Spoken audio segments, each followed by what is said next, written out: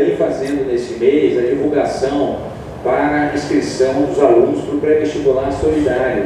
Então nós contamos com a colaboração de todos, principalmente na divulgação em suas redes. Quem tem contato com grupos de WhatsApp ou de redes aqui de Itaboraí principalmente, porque o nosso projeto ele busca atender em especial jovens e adultos daqui da nossa região mesmo, para facilitar inclusive o transporte e o deslocamento. Não que a gente não receba colegas, né, estudantes de outras cidades, que inclusive acontece da gente receber, já recebemos aqui de São Gonçalo inclusive. Então é importante que a gente lembre-se disso, né? Importante compartilharmos, porque precisamos fechar no mínimo 200 inscrições. Estamos com 120, né, e contando. A gente precisa de mais de 200 inscrições para conseguir pelo menos um grupo de 60, 70, para daí então fazermos processo seletivo de 45 final e deixando sempre um banco de reserva, porque algumas pessoas desistem, né? Começam a estudar, porque às vezes pensam que também é um projeto assim, mais ou menos. Eu vou começar lá, daqui a pouco ele começa com uma carga de estudos, uma carga presencial, uma carga de aulas pela internet, e são professores habilitados, são pessoas capacitadas, pessoas que além, né, de estarem com a sua vontade fazendo esse trabalho aqui conosco, são pessoas que vivem na experiência da docência. Então eles estão dentro de sala de aula, eles estão dentro daquele aprendizado, e aí tem alguns que não conseguem suportar, porque a pressão em pré-vestibular, pré-ENEM, é sempre muito forte, né? Então nem todo mundo suporta esse trabalho. E aí nós já temos mais uns nomezinhos que nós vamos chamando então para recompor. E aí contamos com a colaboração de todos, já estivemos visitando as escolas, conseguimos visitar todas as escolas. Esse ano inclusive tivemos uma que a gente nunca tinha estado antes, que é o CF 451 em Itambi, a professora Elisa. A gente ainda não tinha conseguido acesso lá, e voltaremos, que a professora pediu para voltar em fevereiro também, para reforçar. Então assim, tivemos a oportunidade, encontrei com o professor Sérgio, que frequentou durante muito tempo o grupo Espírita Maria de Nazaré, inclusive, e ele está também nos auxiliando neste processo lá lá acho que é 424, que é o do Quissamã, é o CIEP do Quissamã. Tivemos aqui no 453, no 415, 130, no ILCA, no SERV. Então são todas as escolas aqui, 308. Conseguimos também no Salvador de Mendonça, uma coordenadora lá, conseguiu nos apoiar também na divulgação. Então a gente precisa também contar com a colaboração de vocês. As turmas voltam em março do ano que vem, mas durante esse processo, até lá, a gente tem ainda bastante trabalho para fazer, conta com a colaboração dos senhores, tá bom, meus irmãos? Então, dando continuidade às nossas atividades, vou convidar a nossa irmã Nilza para que possa nos conduzir aqui na leitura da página e na prece inicial. Boa tarde a todos. Boa tarde. A leitura de hoje é do livro Fonte Viva, Chico Xavier, pelo Espírito Emmanuel, a lição 95, vê e segue.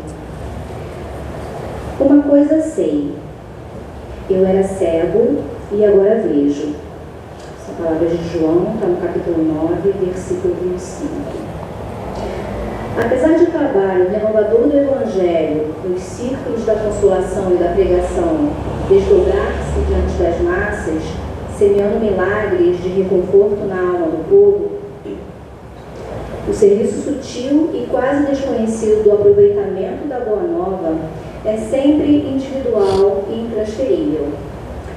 Os aprendizes da vida cristã, na atividade vulgar do caminho, desfrutam do conceito de normalidade, mas se não gozam de vantagens observáveis no imediatismo da experiência humana, quais sejam as da consolação, do estímulo ou da prosperidade material, de maneira a gravarem o ensinamento vivo de Jesus nas próprias vidas, passam a categorias de pessoas estranhas, muita vez ante os próprios companheiros do ministério. Chegado a semelhante posição, e se se sabe aproveitar a sublime oportunidade pela submissão e diligência, o discípulo experimenta a completa transposição de plano. Modifica a tabela de valores que o rodeiam. Sabe onde se ocultam os fundamentos eternos. Descortina esferas novas de luta por meio da visão interior que outros não compreendem.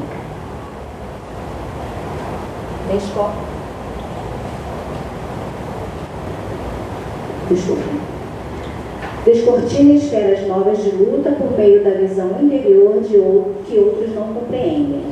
Descobre diferentes motivos de elevação por intermédio do sacrifício pessoal e identifica pontes mais altas de incentivo ao esforço próprio.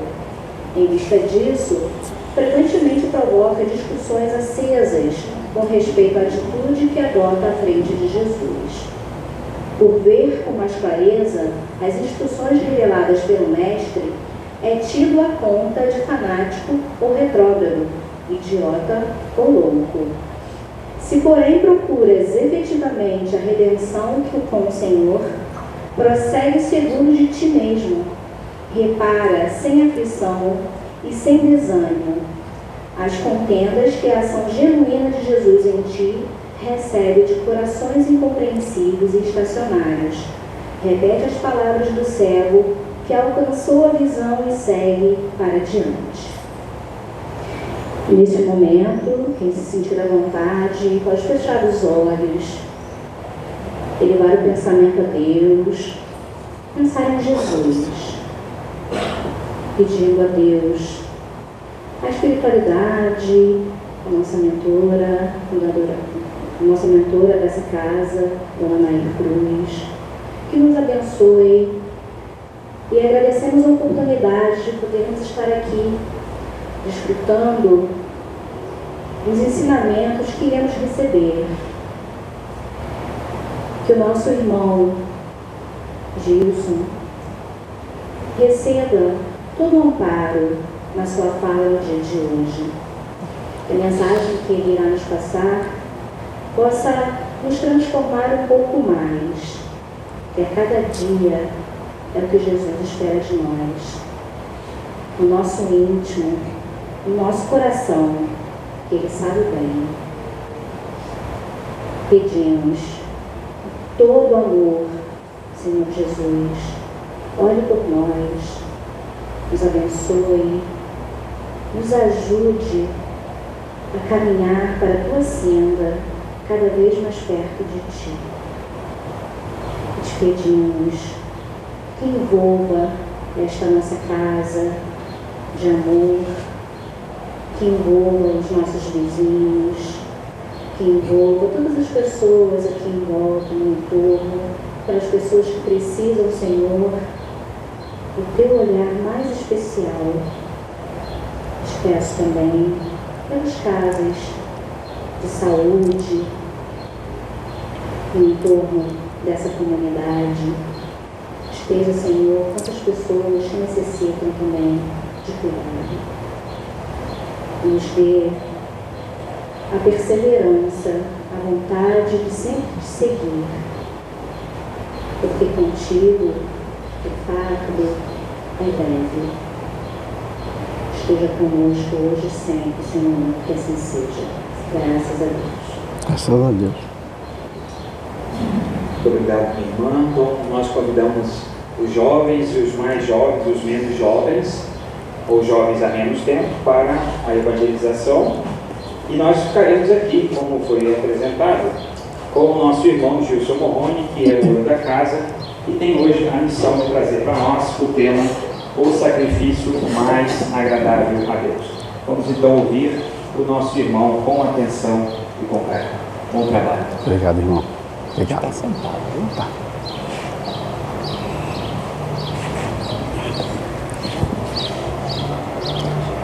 Queridos irmãos, queridas irmãs, boa tarde. Boa tarde. Que a paz do nosso Mestre Jesus envolva nossos corações nessa tarde. Perfeito, obrigado. É uma alegria muito grande poder estar aqui tendo a oportunidade de trabalho, né, que a casa nos apresenta, e principalmente de poder compartilhar as nossas reflexões referentes, né, ao Evangelho de Jesus. E o tema desta tarde, um tema muito especial, um tema importantíssimo para a nossa caminhada evolutiva. O momento atual que o planeta, ora, passa, momentos de turbulências, guerras, rumores de guerras, violências, situações que chegam até nós, que nos estarrecem. Há muito tempo atrás, a gente achava que essa violência estava distante de nossos lares, né? Distante de nós. Porém, hoje a gente se depara com essa violência na nossa porta. E quando não raro, adentrando para dentro de nossos lares. Então, o tema de hoje, que faz parte do capítulo 10 do Evangelho segundo o Espiritismo, que tem como tema principal bem-aventurados os misericordiosos, onde Kardec se apropria de uma passagem, né, evangélica que faz parte das bem-aventuranças, que foi o ensino mais importante dado por Jesus à humanidade, né? As bem-aventuranças.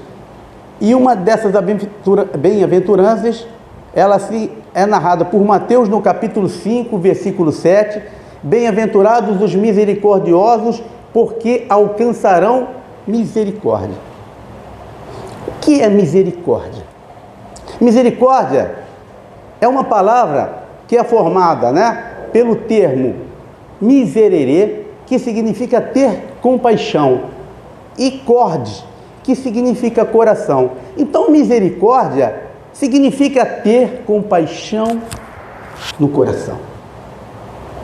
Então, a misericórdia a qual nós temos que estar atento para utilizar na nossa vivência é aquela que estabelece que nós possamos ter compaixão, que nós possamos ter piedade, que nós possamos ter empatia, que nós possamos ter solidariedade, que nós possamos ter o olhar para o outro.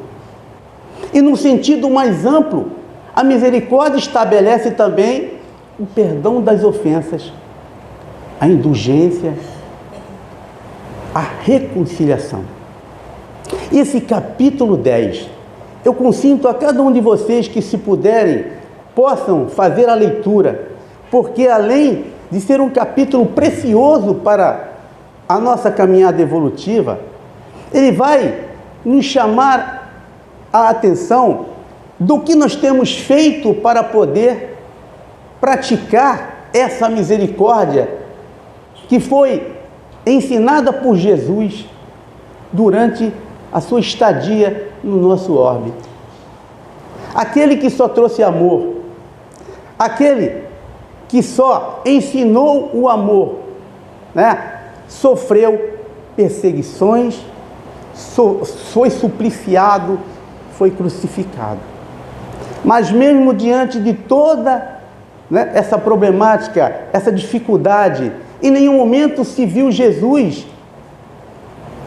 se enraivecer, entrar em contenda com outra pessoa. Não, ao invés disso, ele somente nos ensinou que é possível amar, que é possível vencer o mundo. Porque naquele momento mais difícil, né, do seu martírio, quando na cruz do Calvário, o seu corpo, né, de carne já não aguentava mais. A última palavra de Jesus foi: Pai, perdoa, porque eles não sabem o que fazem. Nos mostrando que é possível sim, que nós possamos, através de nossos ensinamentos, da prática desses ensinamentos, colocar em prática esse amor que Jesus nos ensinou na prática, a perdoar.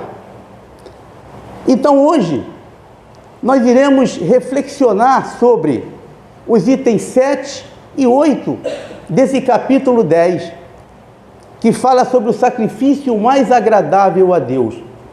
Porém, não poderíamos deixar, de falar um pouco desse capítulo 10, porque a primeira característica, o primeiro ensinamento que Kardec coloca é sobre o perdão das ofensas, que nós devemos perdoar para ser perdoado. E quando a gente fala em misericórdia, que aqueles que forem misericordiosos alcançarão misericórdia, a gente já estabelece aí a lei de causa e efeito. Então nós temos que dar para receber. Então nós temos que ter esse entendimento de que todos os ensinamentos que nós temos adquirido durante a nossa caminhada, eles têm que ser colocados em prática. Por isso eu gosto muito,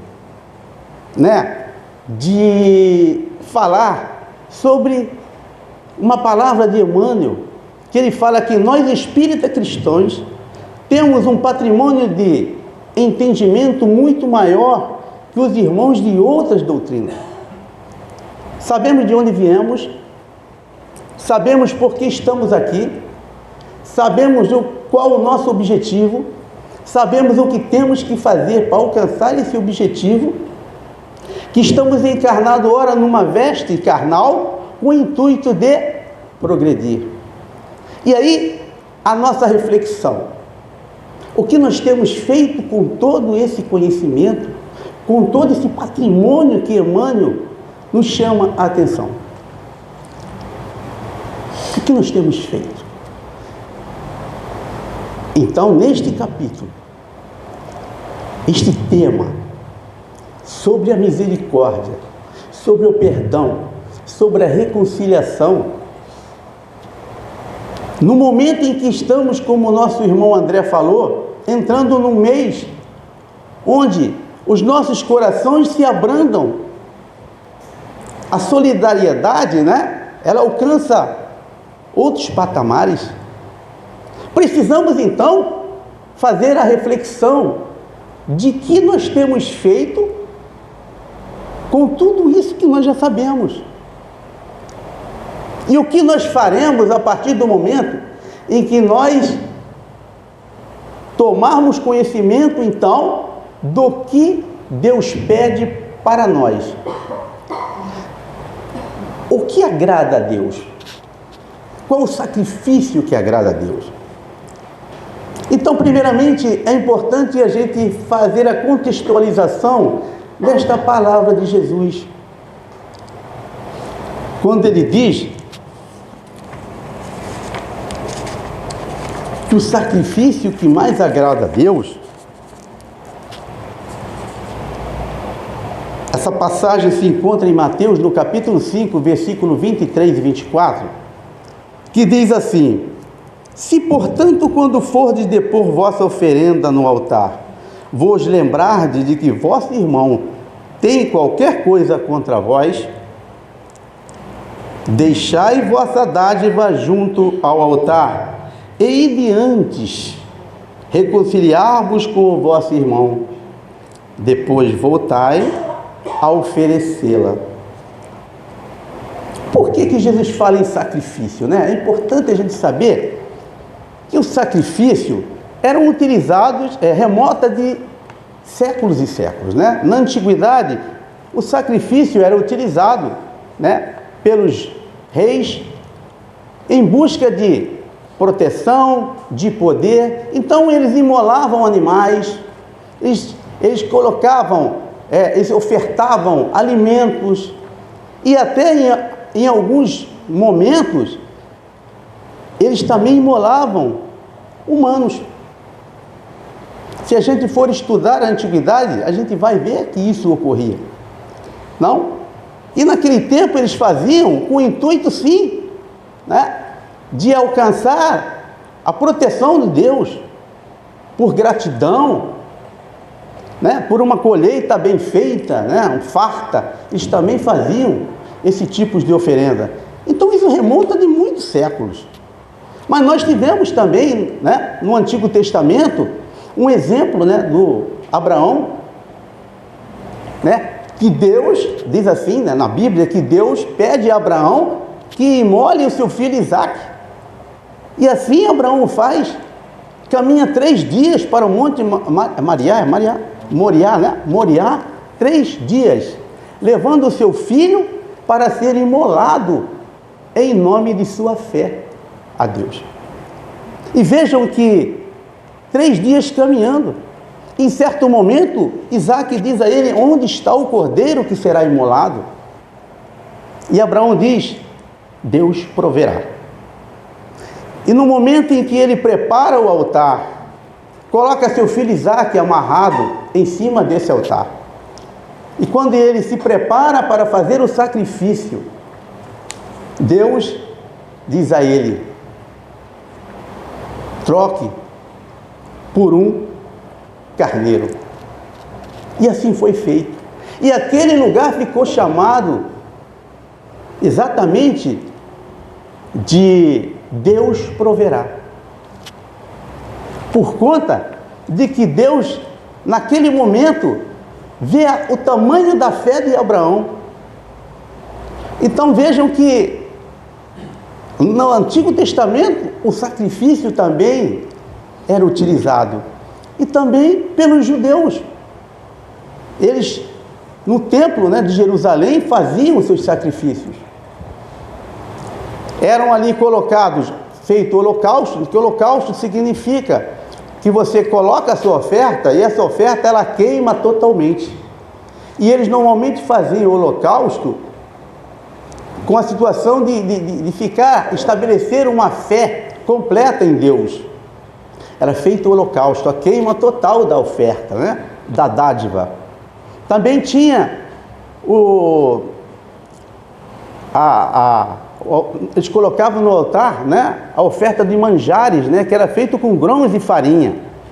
Então eles botavam, isso aí significava gratidão. Então, todas as atividades feitas no Templo de Jerusalém estabeleciam um motivo. Era para gratidão, era, né, para agradecer a Deus pela colheita, ou também pela expiação. Nesse caso, eles tinham que imolar, porque era necessário o sacrifício com sangue. E aí eles utilizavam os animais. Então vejam que esse sacrifício é utilizado também, né, no Antigo, no Novo Testamento. E nós temos também, né, por último, o sacrifício de Jesus na cruz, que se acredita, né, que ele foi sacrificado por nós, o sacrifício de Deus por cada um de nós. Então, qual o sacrifício que Jesus, né, coloca nesta passagem? Será o sacrifício da imolação? Porque com a chegada de Jesus, caiu por terra o sacrifício de animais, né, o sacrifício de alimento, porque Jesus estabeleceu aí o sacrifício espiritual, o sacrifício do nosso próprio ressentimento. Então, quando nós queremos agradar a Deus,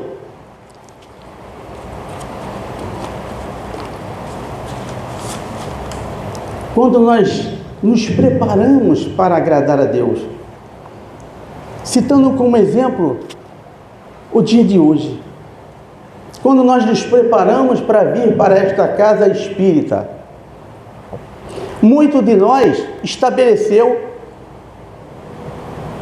um sacrifício. Deixamos coisas a serem feitas, né? Compromissos a serem cumpridos para poder estar aqui nesta tarde. Então o sacrifício também é utilizado dessa forma, quando a gente faz um esforço para cumprir determinado compromisso. E nós resolvemos estar aqui nesta tarde. Fizemos o sacrifício para poder estar aqui. Então, o sacrifício mais agradável a Deus é o sacrifício de nossos ressentimentos. Para que nós pudéssemos estar aqui, para que nós pudéssemos então fazer essa conexão com os bons espíritos, com o nosso Pai maior, é necessário que nós possamos estar livres de nossos ressentimentos. O que é ressentimento? Ressentimento é sentir novamente, é sentir a todo momento algo que nos fez mal, alguma contenda, alguma discussão, alguma coisa de que nos magoou, porque nós somos suscetíveis de nos magoar facilmente. Nós nos magoamos facilmente. Basta que a pessoa não concorde conosco, nós nos sentimos incompreendidos, e aí nós já estamos magoados, estamos ressentidos. E toda vez que nós revivemos esse sentimento, né, toda vez que nós revivemos essa angústia, né, essa tristeza, nós estamos ressentidos. E é isso que Jesus quis dizer quando ele disse que nós temos que, ao vir ao altar para ofertar a nossa dádiva e lembrarmos de que nós temos algo contra o nosso irmão, que nós deixemos a dádiva ao pé do altar e que então nos reconciliemos com o nosso adversário e então retornemos para fazer então a nossa oferta. E é fácil isso, meus irmãos? Será que antes de vir para a casa espírita hoje, nós fizemos essa reconciliação? Quantas mágoas, quantas dificuldades nós carregamos dentro de nós? E ao chegarmos nesta casa, nós começamos então a pedir a espiritualidade, né? Que possa nos abençoar, que possa nos proteger. Mas nós não temos feito a nossa tarefa de casa. Então Jesus chama a atenção de cada um de nós. O que nós temos feito com o altar íntimo? Como é que está o nosso altar íntimo? Nosso coração está limpo? Nosso interior está limpo? Nós sabemos que nós somos movidos por energias, por sintonias. Somos rodeados por uma nuvem de testemunhas. E qual testemunha nós temos atraído para perto de nós? Com esses sentimentos que carregamos. O ditado popular diz: me diga com quem andas, direi, né? Quem tu és. Mas a doutrina diz: me diga o que pensas e direi com quem andas. Então o pensamento que nós emitimos é que vai definir com que companhia nós nos encontramos. Quando chegamos aqui, que companhia nós trazemos? O que temos aqui dentro de nós para ofertar ao nosso Pai? Que quando nós fazemos a nossa prece, pedindo aos bons espíritos que leve essa prece até o nosso Pai maior, será que nós estamos na mesma sintonia deles? Então, o estudo desta tarde, ela tem que fazer com que cada um de nós possa fazer essa reflexão para verificar o que temos carregado em nosso íntimo. Então, quando falamos de reconciliação, nós temos que também lembrar do perdão, porque não conseguimos reconciliar sem perdoar, né? E a palavra perdão, ela vem do latim perdonare. né? Per significa além de, e donare significa doar. Então, temos que doar além de. Doar, é o sentimento de doar além, doar a mais. O perdão é um sentimento de doar a mais. E como nós temos trabalhado esse sentimento em nossas vidas? É um momento que estamos entrando, né? Logo estaremos chegando no Natal, e essa festa universal em que nos chama a mudar a nossa maneira de agir, de pensar, porque o Natal não é somente festas, não é somente beber, comer, mas principalmente louvar o aniversariante, né? Que é Jesus. O que nós temos para ofertar então, meus irmãos? O que nós temos trazido conosco na nossa caminhada, na nossa vivência? Quantas pessoas estão magoadas conosco? Quantas pessoas, neste momento, não falam conosco? Irmão não fala com irmão? Filho não fala com o pai? Mãe não fala com o filho? Isso é uma realidade. É uma realidade. Então nós precisamos estabelecer hoje um comportamento de maneira a gente poder identificar em nós o que temos que restaurar junto a todos aqueles em que nós vivemos juntos diariamente, dentro de nossos lares, dentro de nossas casas espíritas, dentro de nosso local de trabalho. O que nós temos feito com todo esse manancial que nós temos? Nós temos colaborado com esse processo de pacificação, ou nós temos afastado as pessoas de nós com as nossas ações?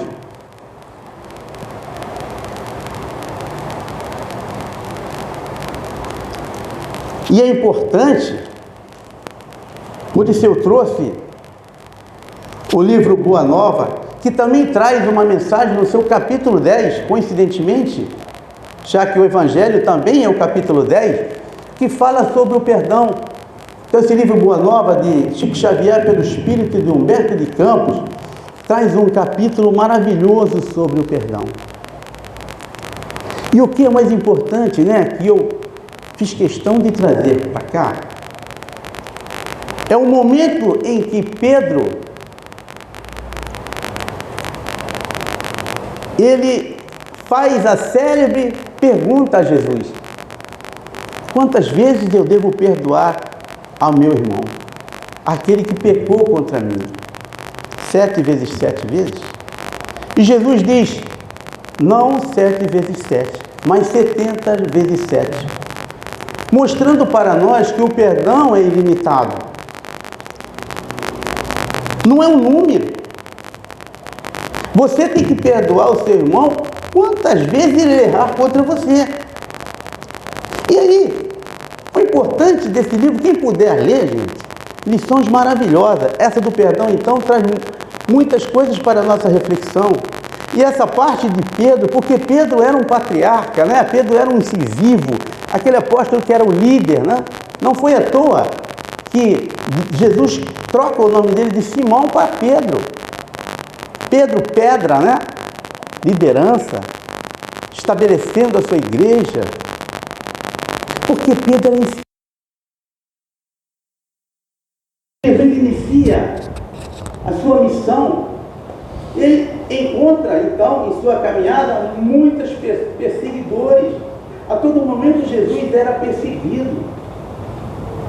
Então eles passam pela cidade de Nazaré, onde Jesus começa ali a falar da Boa Nova. E nesse momento, acontece uma coisa que normalmente nós achamos estranho, porque quando a gente nasce em um lugar, numa cidade pequena, a gente conhece todo mundo, todos conhecem a nossa família, né? E assim foi com Jesus. Ele nasceu em Belém, foi para Nazaré, ali ele cresceu, ali ele trabalhou na capitania com seu pai, todos conheciam Jesus, todos conheciam José, todos conheciam Maria. Então Jesus passa ali para pregar a Boa Nova, e ao contrário do que se pensava, foi ali que ele sofreu as maiores perseguições. Afrontaram, falaram palavras pesadas sobre Jesus. E Jesus permanecia tranquilo. Mas seus apóstolos, a todo momento, entravam em contenda com aquelas pessoas.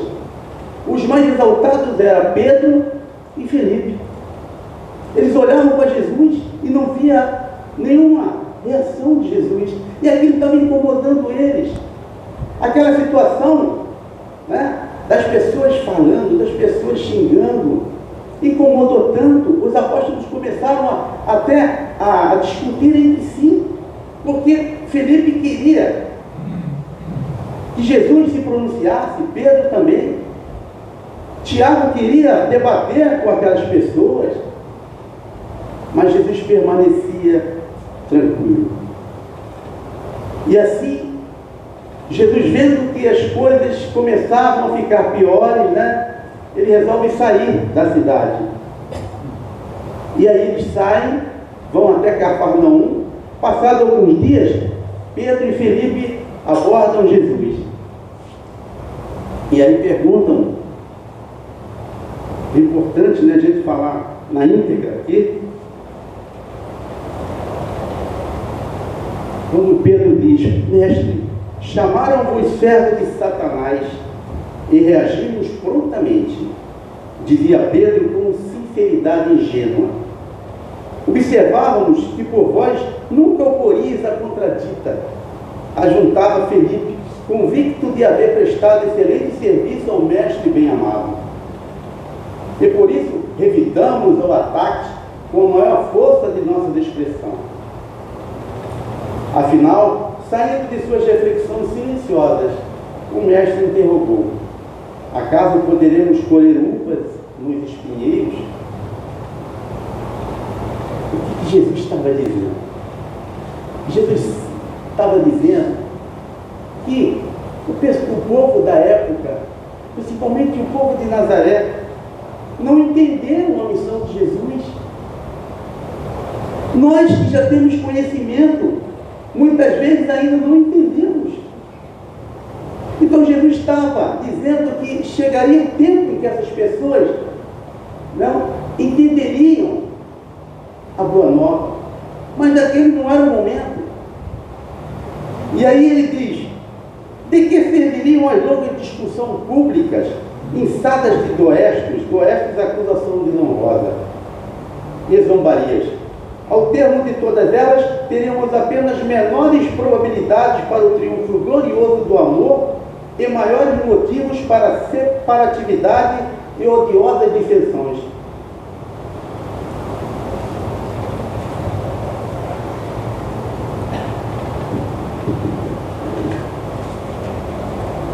Só devemos dizer aquilo que o coração pode testificar mediante ato sincero, porque de outra forma as afirmações são simples ruídos sonoros de uma caixa vazia. Não será vaidade, porém, exigirmos que toda a gente faça de nossa personalidade elevado conceito? Interrogou Jesus, porque Felipe falou para ele que todos que compareceram às pregações falavam mal dele. Todos. E Jesus diz, né? Não será vaidade exigirmos que todo mundo faça da nossa personalidade elevado conceito? Agradar a todos é marchar pelo caminho largo, onde estão as mentiras da convenção. Aí Pedro diz: mestre, A quem as explicações da hora calavam profundamente. Nos acontecimentos mais fortes da vida, não devemos então utilizar as palavras enérgicas e justas? Em toda circunstância convém naturalmente que se diga o necessário, porém é também imprescindível que não se perca tempo. Ambos os discípulos compreendiam e se punham a meditar enquanto Cristo continuava. O que é indispensável é nunca perdermos de vista o nosso próprio trabalho, sabendo perdoar com verdadeira espontaneidade do coração. Pedro atalhou dizendo: entretanto, para perdoar não devemos aguardar que o inimigo se arrependa? Pedro, o perdão não exclui a necessidade da vigilância. Com o amor não precise da verdade. Se o nosso irmão se arrepende e procura o nosso auxílio fraterno, amparemos-nos com as energias que possamos despender, mas em nenhuma circunstância cogitei de saber se o teu irmão está arrependido. Esquece o mal e trabalha pelo bem. Foi quando então fez Simão Pedro a sua célebre pergunta: Senhor, quantas vezes pecará meu irmão contra mim e lhe hei de perdoar? E aí Jesus responde: 70 vezes 7 cada ofensa que fizerem contra nós. Então, meus queridos irmãos, Jesus nos ensinou que é possível amar, que é possível fazermos diferente além dos outros. Então, que nós possamos, por intermédio dos ensinamentos de Jesus, trabalhar os ressentimentos que afloram de nosso íntimo, para que nós possamos estabelecer a reconciliação com o nosso próximo.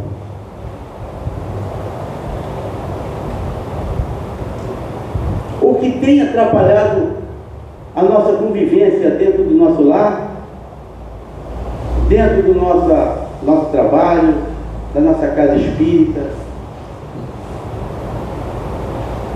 o que temos feito com o intuito de auxiliar a transformação do nosso planeta? Qual o sacrifício que nós temos feito para poder agradar a Deus?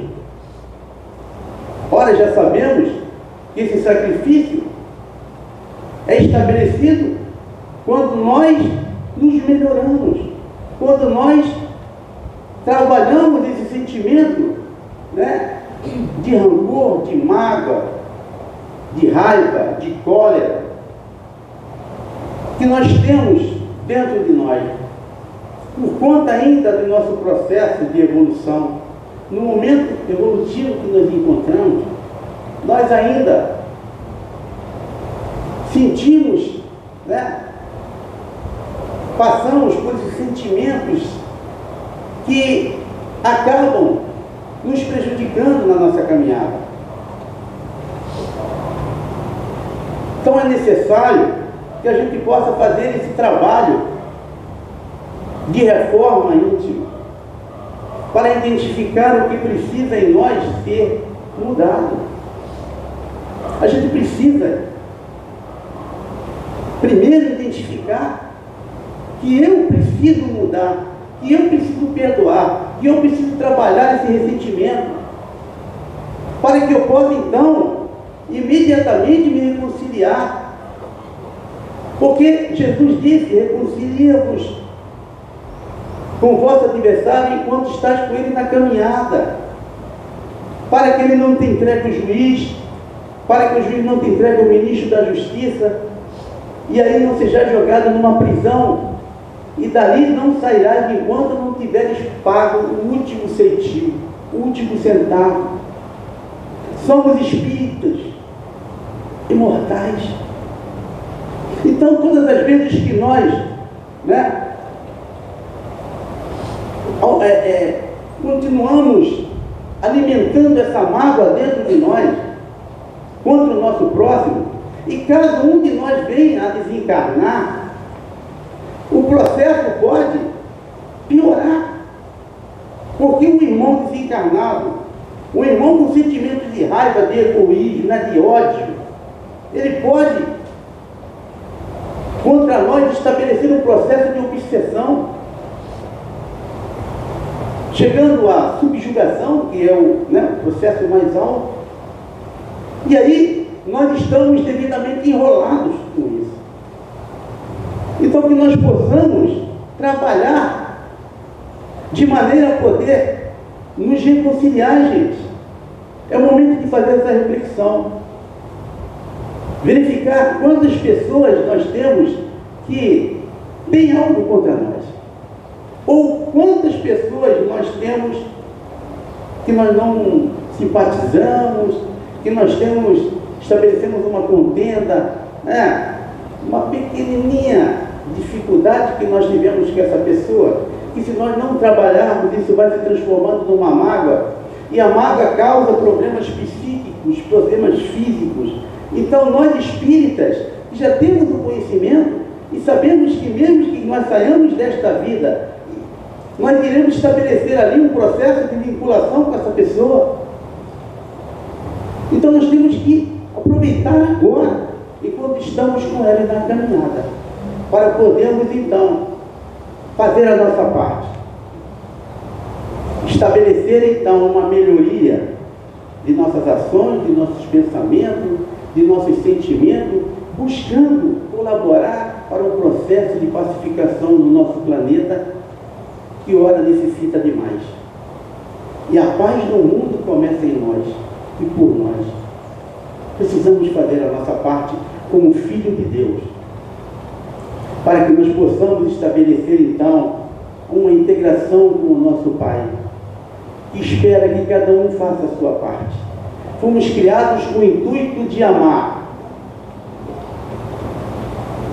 Que possamos então colocar em prática todo esse conhecimento que já temos. Que possa servir de reflexão, para que nós possamos estabelecer ali um processo de reforma, para nos tornar melhores e trabalhar com o Cristo para o estabelecimento da paz e do amor em nosso planeta. E para concluir o nosso estudo, eu termino com a fala de Paulo em 1 Coríntios, capítulo 16, versículo 14, que a gente possa fazer todas as nossas coisas com amor. E assim estaremos dando um grande passo rumo ao nosso objetivo, que é alcançarmos a perfeição relativa. Vamos colocar as mãos às obras. Temos tanto conhecimento, temos tantos a fazer, e Jesus espera que nós possamos colaborar nesse processo. Pela atenção dos senhores, meu muito obrigado, tá? E Jesus nos abençoe.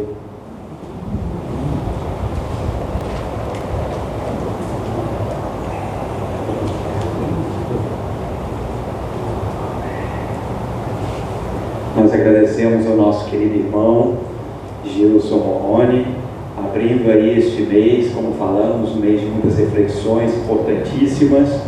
A gente sempre tem a oportunidade do renascimento de Jesus, a oportunidade de revermos e replanejarmos a nossa condução. Então, que 2025, concluindo com chave de ouro, com as nossas palestras, possa fortalecer-nos a cada um de nós para termos um 2026 aí repleto de boas ações do bem. Que não nos falte a fé e a coragem, porque trabalho é o que está sobrando, né? Trabalho sobra, fé e coragem às vezes é que falta para a gente, né? Mas então, meus amigos, muito obrigado, Gilson, por esta oportunidade de reflexão. Sempre é muito propício voltarmos ao Evangelho de Jesus, porque é a oportunidade que a gente tem de refletir tudo aquilo que o nosso mestre querido já trouxe para nós. Então, dando continuidade, todos aqui já estão na nossa casa pelo menos uma vez. Vamos passar para o momento do passe, um momento que não é obrigatório, mas também não tem contraindicação. Aquele que não desejar participar, fique à vontade. Estão todos convidados a participarem deste momento, que também é um momento que nos conectamos com Cristo através dos benefícios que vêm do mais alto. Então nós convidamos os nossos irmãos médiuns passistas que vão poder nos atender e assistir nessa campanha. Pedimos aos demais sempre um momento de silêncio, né, de oração, para que possamos ter uma boa tarefa, uma boa atividade.